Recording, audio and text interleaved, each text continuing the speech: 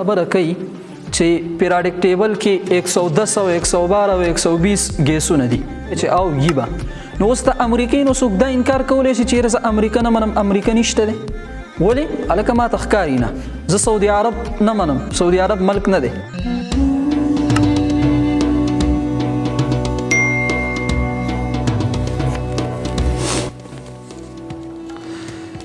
دی وایي چې الله تعالی شته دی نو ښکاري ولې نه ګوره یاد ساتئ چې دا سوال اصل کې د دې دور ملاحده او الحاد والا ذهن لرونکو خلقو د مستشرقین نه راپټ کړی دی او دا اصل کې د دې مغالطه ده دا په دې سوال کې دی خلقو ته غلطي ورکوي او د مسلمانانو ذهن هغه په دې کې بګړاوی او غلطی اصل کې دا سوال صحیح نه دی ځکه چې د یو څیز د موجود کېدو دپاره دا ضروري نه ده چې دا څیز د ښکاره شي اشرف علي تنوي رحمت الله علیه افادات د اشرف الجواب هغې کې هغه یو قانون او یو قاعده ذکر کوي چې د یو شیز د وجود دپاره د دې لیدل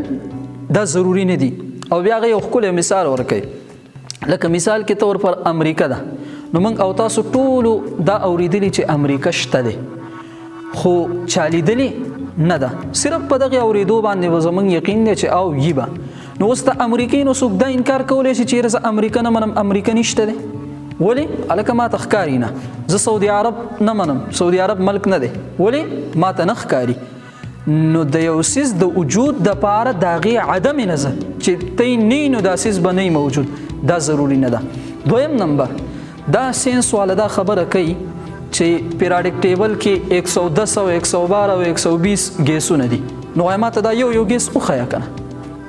تا ته دغه ګیسونه ښکاري چرته کې هم نه ښکاري دریم نمبر موږ وایو علم دی د سړي سره او دا ډېر لوی عالم دی نو دا علم چاته ښکاري علم هیڅ چاته نه ښکاري دغه شانتې عقل دی نو عقل چاته ښکاري نه هیڅ چاته هم نه ښکاري چا د اوسه پورې دا نه دي ویلي چې یاره زه عقل نه منم د دې وجې نه چې ما ته عقل نه ښکاري نه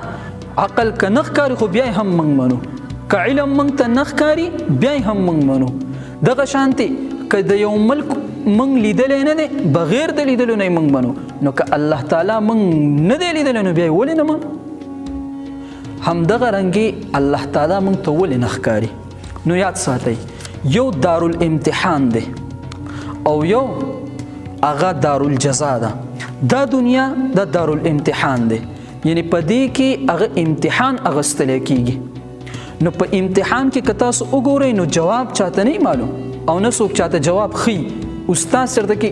هغه شاګرد ته جواب نه ښیي که دا استاد دې شاګرد ته جواب وښیي نو د امتحان څه فایده شته دی هېڅ فایده نشته دی دا خو د دې امتحان نو که الله تعالی موږ ته ځان هغه وښیي نو بیا خو د امتحان څه فایده نه شوله په دارالجزا کې د آخرت کې به بیا الله تعالی موږ په خپلو سترګو باندې وینو او الله دې موږ جنت ته بوځي نو جنت کې به الله تعالی بیا څه کوو وینو نو ګوره داسې بېشماره څیزونه دي چې هغه موږ ته ښکاري نه لیکن موږ یې منو چې د دې وجود شته دی او دغه ساینس والا د اټم یادوي چې په دې اټم کې دا الکتران دي دا پروټان دي او دا نیوټان دي نو دغه الکتران او دغه پروټان او دغه نیوټان ښکاري نو تاسو چېرته کې دا ویلي چې زه دا الکتران او دا پروټان او دا نیوټان نه منم د دې وجې نه چې ماته نه ښکاري او په خپله باندې ساینټسټو د دې هغه اقرار کړی دی چې دا پروټان او الکتران تاسو چېرته کې نشئ لیدلی دا په دوربین باندې هم تاسو نشئ لیدلی بعضې ساینټسټ داسې دي چې هغې دا دعوه کړې ده نو خلاصه د جواب دا شوله چې د یو څیز د موجودېدو دپاره دا لازمه نه ده چې دا دې ته په سترګو باندې ویني ورنه داسې به بیا د ډېرو څیزونو نه هغه څه راشي انکار راشي او دویم موږ ته ځکه نه ښکاري دا دارالامتحان دی په امتحان کې چاته جواب څوک ښیي نه او نه ورته ښکاري په دارالجزا کې به بیا الله تعالی په خپلو سترګو باندې اینو